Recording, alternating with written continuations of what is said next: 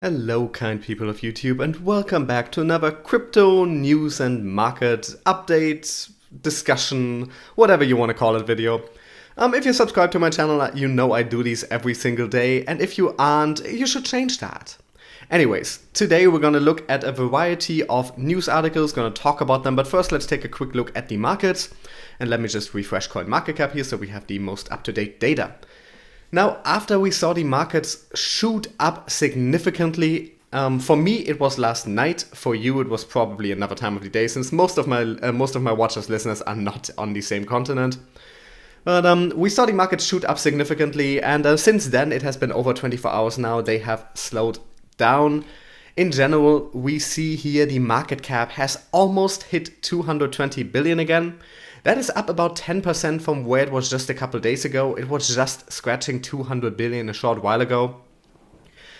Altcoins in this have outperformed Bitcoin significantly, with Bitcoin dominance at 51.7%, when we just saw it at 53 and 54% a very short while ago as well. The volume also pretty high at about 16 billion.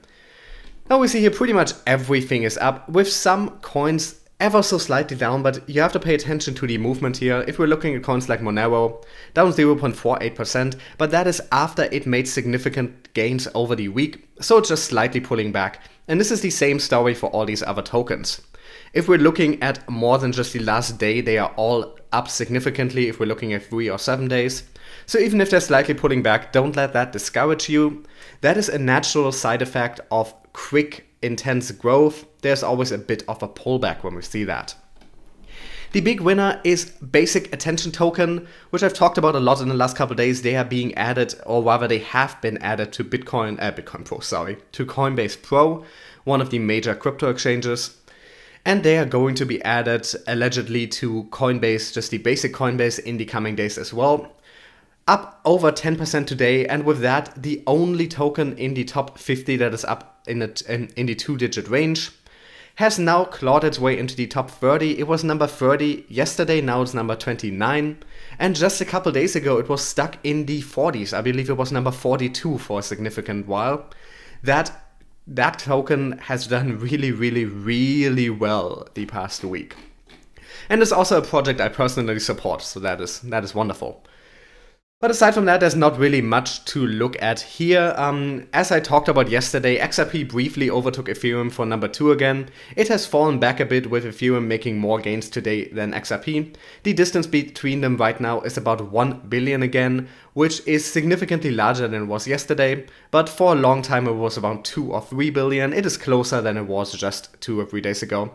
So that is getting closer, and we might, if XRP has another good day where it grows 2, 3, 4%, that might be enough to push it to number 2, however briefly, again in the coming days. But let's look at some actual news, shall we? If you have been looking to get Stellar Lumens, Lumens is the currency, Stellar is the, I believe, company or blockchain, I'm not quite completely sure there. But anyway, if you're looking to get some Lumens, then you can get them now for free if you have the blockchain wallet. Now let's read this. Crypto wallet provider Blockchain says it's about to stage what it's calling the largest crypto giveaway in history. The company will distribute $125 million in Stellar Lumens, XLM, nearly $500 million tokens, to blockchain wallet holders who sign up for the airdrop. The first batch of recipients will see their tokens arrive within the week, according to an announcement on Tuesday. The amount being dropped to each wallet was not disclosed by the firm. With the news, Stellar becomes the first partner for Blockchain's airdrop program and guiding framework announced last month. Blockchain CEO Peter Smith said the Stellar network was chosen as it's built for scalability and has an active and growing ecosystem. While to outsiders it might seem an effective way to boost the firm's consumer growth and wallet usage, Smith said the airdrop is part of an effort to put users first and allow them to test, try, trade, and transact with new trusted crypto assets in a safe and easy way. He told CoinDesk, "Looking back at the last 5 years of crypto, one of my favorite things has been giving users their first $20 of crypto and watching them realize the power of a new financial system in their hands as they saw their first transaction. But you can only do this for so many people in that fashion. The genesis of this project was, how do we help millions of people make their first transaction?" Blockchain is also working with Charity Water, Stanford D School's emerging tech initiative, Code.org, and Network for Good to boost adoption of XLM. Stellar Development Foundation co-founder Jed McCaleb said in the release that the foundation believes airdrops are key to building a more inclusive digital economy. Giving away Lumens for free is an invitation to communities to design the services they need, McCaleb continued. By working with blockchain to increase the availability and active use of Lumens on the network, leveraging their almost 30 million wallets, we will increase the network's utility by many orders of magnitude. So this, I personally signed up for this, but I'm not doing this here as an ad, so I just want to let you guys know I'm not getting anything from this. I don't have a referral link or anything to them. I just thought it would be nice for you guys to know that a massive Stellar, or rather Lumens airdrop is coming up. Now, all you have to do, I made sure I'm included in this as well. All you have to do is you have to get the blockchain wallet. Now, blockchain is a trusted company. You don't have to worry about anything there as far as compromising your smartphone or computer. But I would suggest, as I would always suggest when you're making a new account anywhere, to use a password manager to have a secure, unique password generated for this, just in case. But all they need from you is an email address and a password, I believe. And then on the mobile wallet, on my wallet, I'm using Android. I didn't actually see XLM on the app yet, but when I logged into their web version, I saw XLM there. Now mine haven't arrived yet, but it looks like we can expect about $4 worth of Lumens to be deposited into each wallet, considering they have about 30 million wallets and are giving away 125 million in Lumens. But yeah, just letting you guys know about this. I don't know how long we have to do this, but all you need to do is just install that wallet and sign up for it. You just need to be a user, you need to have the wallet, you need to have an account there, and then these XLM tokens will be deposited in your wallet automatically in the coming weeks. I always like these airdrops, I always like giveaways, especially when they're coming from large companies like this. I believe it was Kraken that has also given away, I believe it was also Lumens, where everyone just randomly got, I believe it was $20 worth of Lumens. I could be completely off about this, but they gave away some token and I think it was Lumens as well. I think this is a wonderful, wonderful way to get your token out there, to get more people to use it. Those first couple tokens are always the hardest to, and once somebody already has some, they are more willing to invest in more or to read up on them to figure out exactly what they have, what the potential of the token they have might be. Now, there's a lot of airdrops going on now, especially with initial coin offerings, and not with initial coin offerings, especially with like ERC20 tokens and stuff like that. A lot of them are doing airdrops, but usually you have to give them private information, you have to link your social media page, you have to go into their Telegram chat, you have to share their thing. This expects none of that.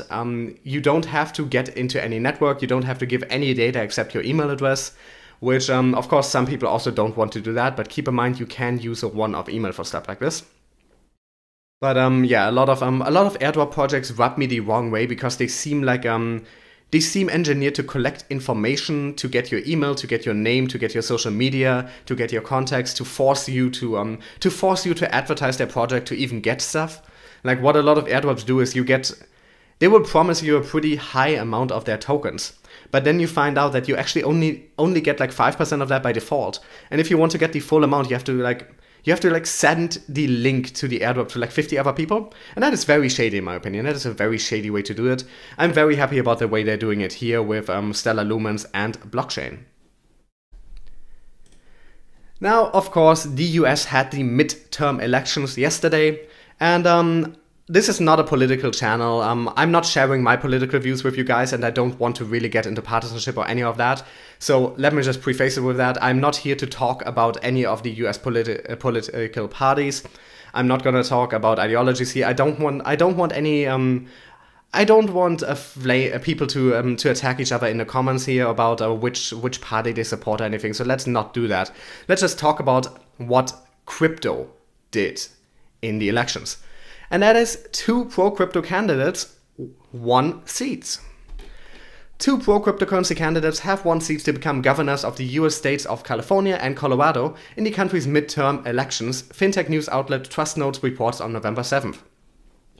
In the California race, Democrat contender Gavin Newsom sealed 59% of the electorate's support to defeat the Republican Party's John Cox. According to local newspaper The Sacramento Bee, Newsom brought crypto onto the party political scene as early as 2014, when he became one of the first high-profile politicians to accept campaign donations in Bitcoin. The newly elected California governor notably counts crypto entrepreneurs the Winklevoss twins as donors, who reportedly laid down a collective total of $106,800 in 2017 for his campaign. While the twins reportedly donated to his campaign in fiat currency, the governor also maintained a BitPay page where supporters could make their donation in Bitcoin or Bitcoin Cash. In Colorado, another Democrat, Jared Polis, outstripped Republican competitor Walker Stapleton, with the former stealing 51.6% of the vote against the latter's 45%. Polis's BitPay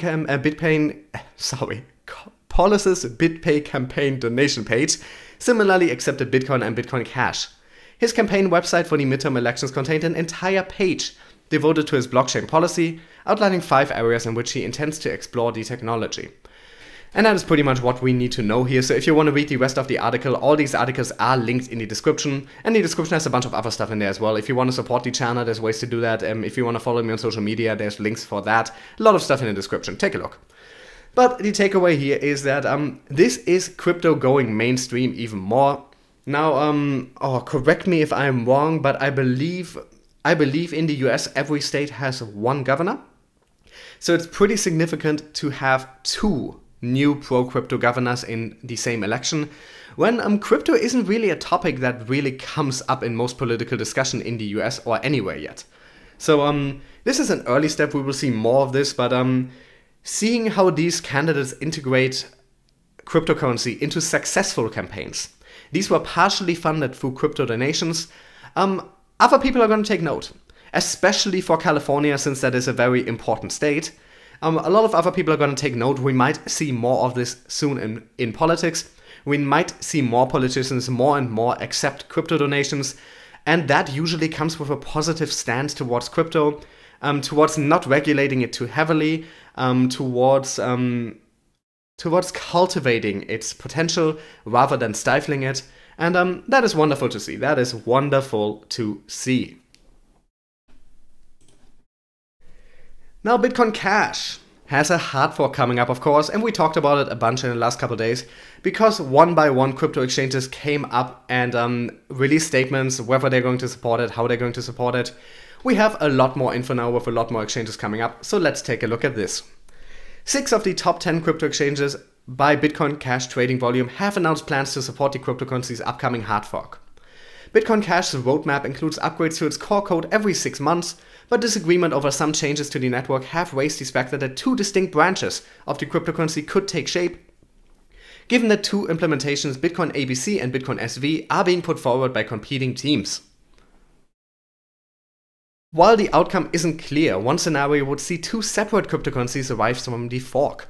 A number of exchanges have now made clear their position should a split occur, with OKX, Binance, Bitforex and Huobi having all stated that they will support the hard fork. Poloniex, a rank 51 exchange for Bitcoin Cash, stated more explicitly that it is prepared to support trading markets for both tokens. So keep in mind here, the only one that has actually announced it will support both versions should a split occur is the number 51 exchange for Bitcoin Cash. So one of these is pretty much dead in the water. Coinbase was more reserved, saying it will support the current roadmap, but added, in the unlikely event that multiple viable chains persist after the fork, Coinbase will ensure that customers have access to their funds on each chain. In preparation for the event, most exchanges have said they will suspend Bitcoin Cash withdrawals and deposits soon before the fork to ensure consumer funds are not at risk due to instability of the post-fork networks. Users should take care not to deposit Bitcoin Cash during this period in such cases.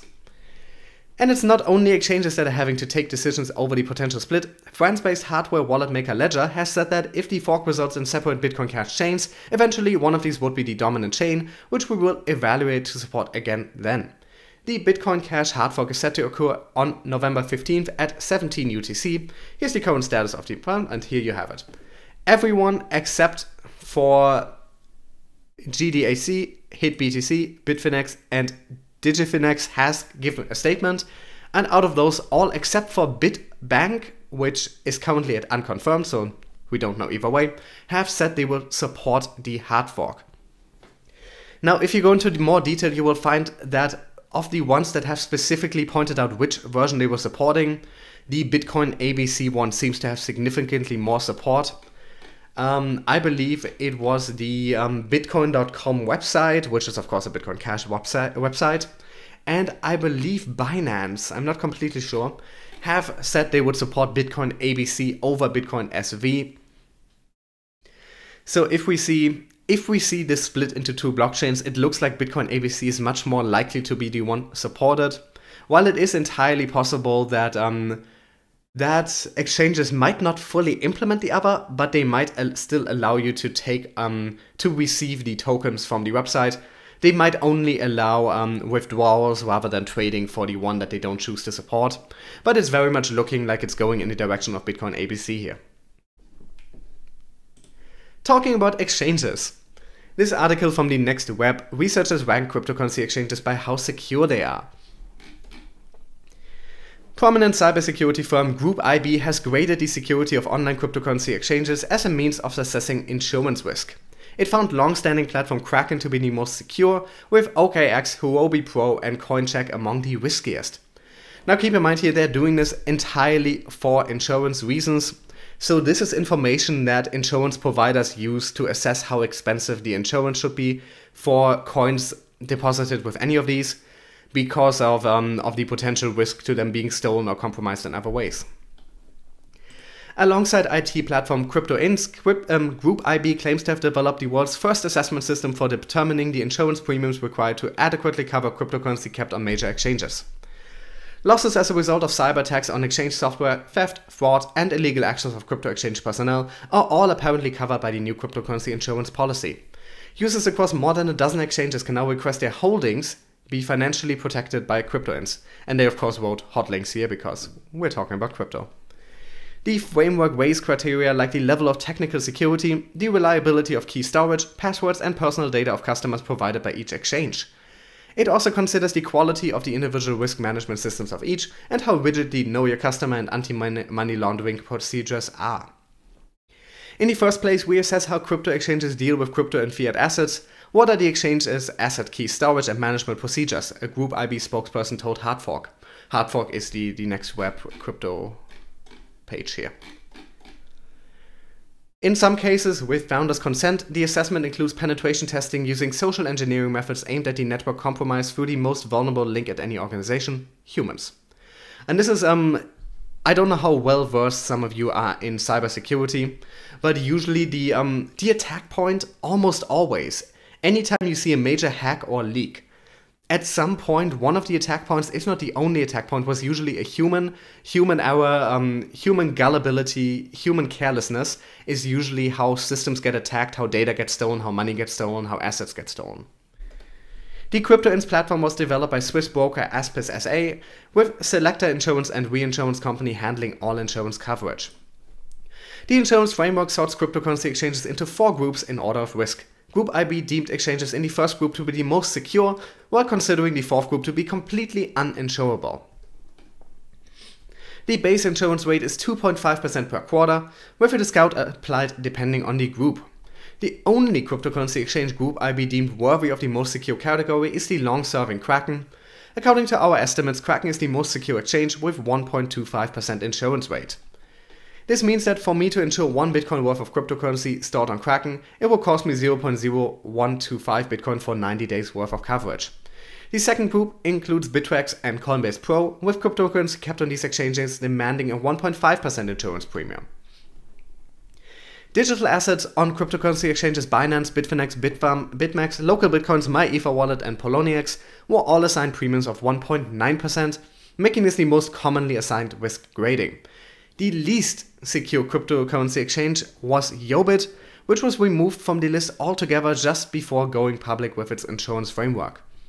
Other excluded exchanges include Zyfe, Bitstamp, TopBTC, and BitZ, the spokesperson told Hardfork. Unfortunately, when pressed, neither Group IB nor Crypto Inc. were prepared to reveal the exact considerations made when labeling exchanges too risky to insure, stating that such information is confidential. Now, this is throwing up red flags for some people. But there's good reason for this. If you let people know exactly what they're being graded on for insurance premiums and stuff like that, you will find that people only fix those things and don't actually work on their general security. So if you, like, imagine if you were securing houses against break-ins, and you find, and you pay special attention to doors. You don't want people who want to get their houses insured to know you're paying special attention to doors, because then they will really secure their doors instead of securing their windows, because they know you're not looking at the windows. So if you let people know what exactly you're looking at for these kinds of things, you will get people dealing and improving only those factors and not looking at the whole platform and how it can be safer in general. When these things are confidential, that means anyone who wants to get a better grading, and a better grading here is very good for them because it means people can insure their money, their assets more cheaply on their exchange versus another one, which is a very good incentive for people to move their assets over to that exchange. So they're very much incentivized to try to get a better rating here, and if they don't know exactly what these assessments are looking at, that means they will go for a comprehensive plan to improve their security. The maximum amount of cryptocurrency users are able to insure is the equivalent of 15 Bitcoin, with premiums payable in up to 100 different coins. So very good here, you can pay in crypto. CryptoInt says it will issue insurance payouts in Bitcoin. Full year coverage is also available, with the base premium cost increasing proportionally with the period of the coverage. A representative also confirmed that those interested in covering their cryptocurrency will need to submit to Know Your Customer and anti-money laundering procedures. So here we see, you might wonder, why is this interesting? Why do we care how much insurance costs on different exchanges? The reason we should care is, even if you're not going to take out insurance on any exchange, or if you're just set on staying on a certain exchange anyways, regardless of how high the premiums are, this is an independent assessment of the security, safety, and risk associated with keeping your funds on any of these. It is very good to know how risky the money you're holding is, the assets you're holding are, and where they're being held. You can make a sensible decision based on stuff like this, especially if we get more independent assessments from other firms in the future. And last but never least, I like talking about people using cryptocurrency for good on this channel. And what I found, probably more than from any other crypto community, is that the XRP community really cares an awful lot about making the world a better place and giving back. And here we see it again with the XRP Tree project. And before I even start the rest of this, I just want to tell you guys, if you want to support this, I would appreciate you guys so much for that. I will personally also donate some. This is fantastic. Let's read the article. It's a bit too, you know, I'm very XRP friendly, but this one is a bit over the top in how it advertises XRP for me, but let's read it.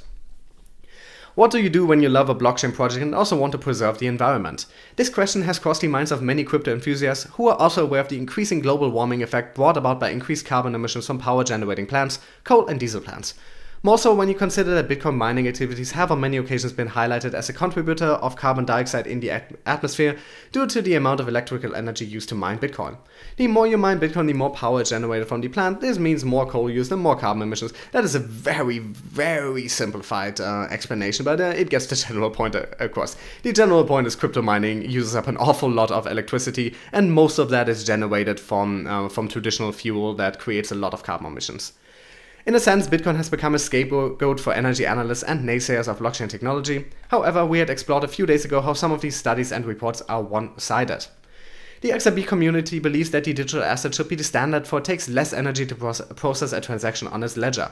Transactions on the XRP ledger consume less than the standard Visa transactions. A while back, Ethereum World News had highlighted this fact that can be summarized by the following infographic. And this is a very impressive graphic, but keep in mind this is a bit skewed. I'm not going to question any of the data here. I honestly don't know how accurate the data is. And it's certainly very impressive either way.